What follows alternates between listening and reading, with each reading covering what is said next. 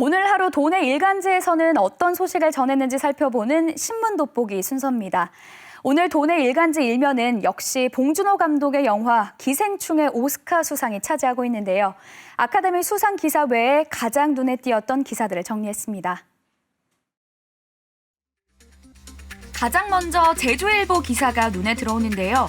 육지부 반출 포함 안 한 생활 폐기물 통계 논란이라는 제목의 기사입니다. 제주시는 지난해 관내에서 발생한 생활 폐기물이 하루 평균 845톤으로 지난해보다 8.1% 감소했다고 밝혔는데 이 발표에 문제가 있다는 내용입니다.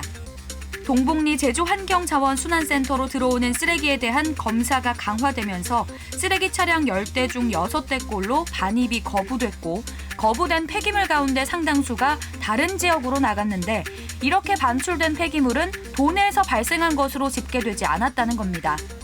이 때문에 요일별 배출제 시행으로 도내 생활 폐기물 발생량이 줄었다는 행정시의 발표를 신뢰하기 어렵다고 전하고 있습니다. 쓰레기 처리의 홍역을 앓는 제주.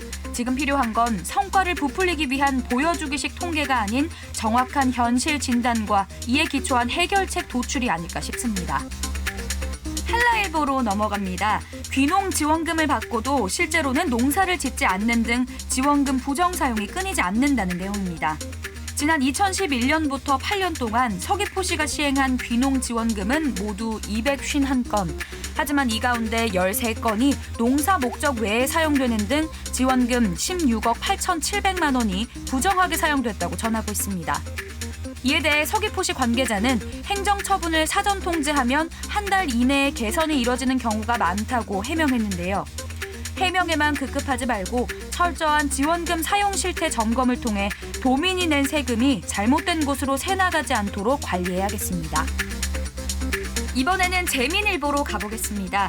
지난 2018년부터 제주도는 도내 양돈장 113곳을 악취관리지역으로 지정해 관리하고 있는데요.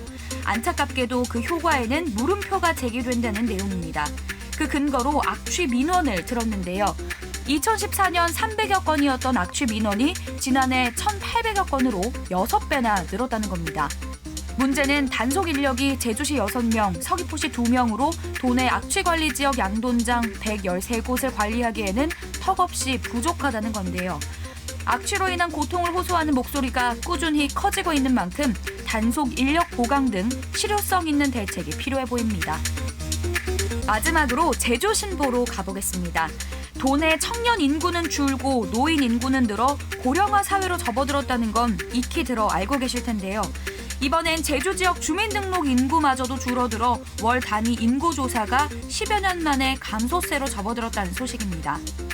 지난 1월 기준 제주 지역 주민등록 인구는 67만여 명으로 지난해 12월보다 240명 감소한 건데요.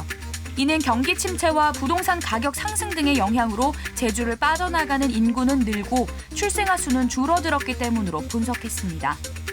불과 얼마 전까지 인구 급증으로 인한 부작용을 고민해왔는데 이제 상황이 달라진 것은 아닌지 면밀한 분석이 필요해 보입니다.